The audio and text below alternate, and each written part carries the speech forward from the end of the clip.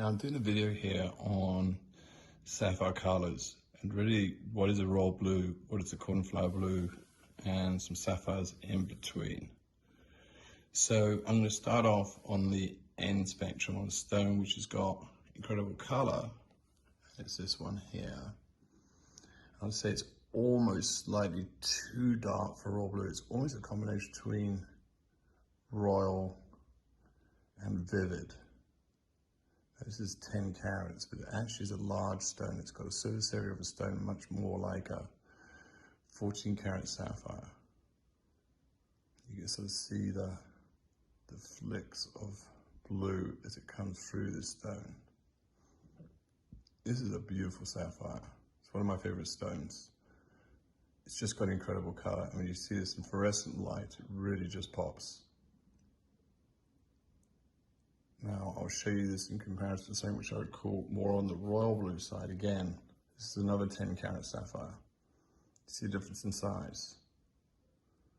This is another thing you want to watch for in sapphires. People sometimes get caught up with carat weight, but it's also remembering to look at the size of the stone. Sapphires are extremely dense, and unlike diamonds, each stone has a unique cut depending on how that stone forms.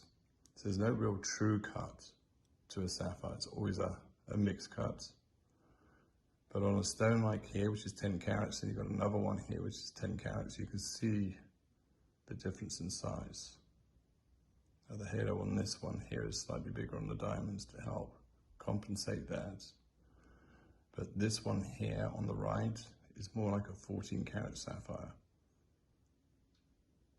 But this one here is exceptional because of the clarity. It's got incredible clarity. And it does have a slight undertone of violet, which you do see from Ceylon sapphires. Both of these sapphires on the GA reports have the origin of Sri Lanka. And incredible stones. This one being probably my favorite, even though it's a darker tone. And I think the saturation on this one is what I really, really like.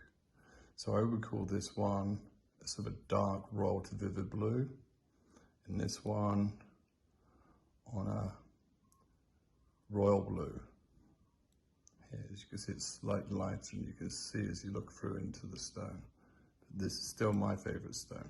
I'm going to put these two away and bring out something slightly smaller. This is a 3.6 carat oval cut. It's also an untreated stone. It's a natural Ceylon sapphire. And this is a good royal blue sapphire. It's a combination of strong tone with saturation, not as strong as the tone, but still good. And you can sort of see the flecks of blue coming through there. Now, when I compare this to what I would call a cornflower blue, which is here. Now, I have seen YouTube videos where people describe the darker the color, the more gray it becomes, which is actually not true. For a sapphire to have grain, it actually has to go extremely light. It has to go below a 3 on the GI scale.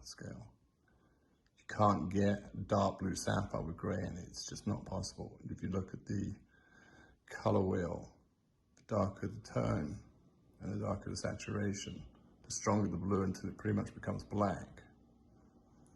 But once you start going, like this one here, I think on the left here is a 5.4.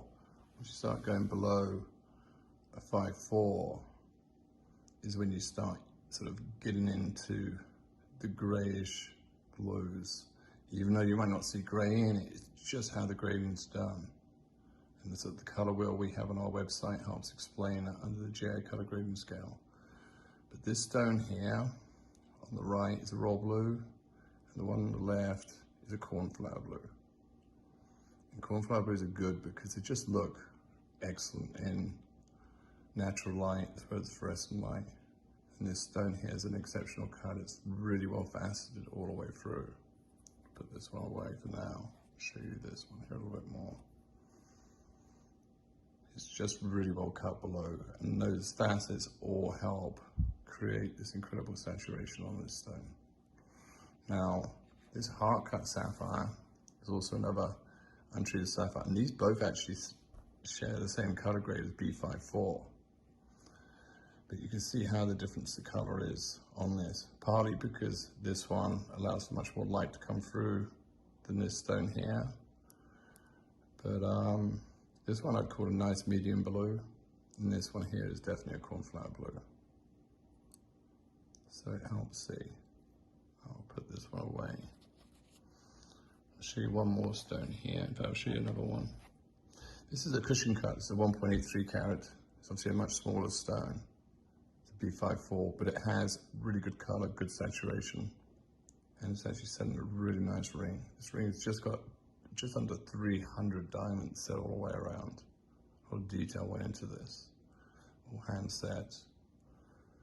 But this we regarded as a cornflower blue again.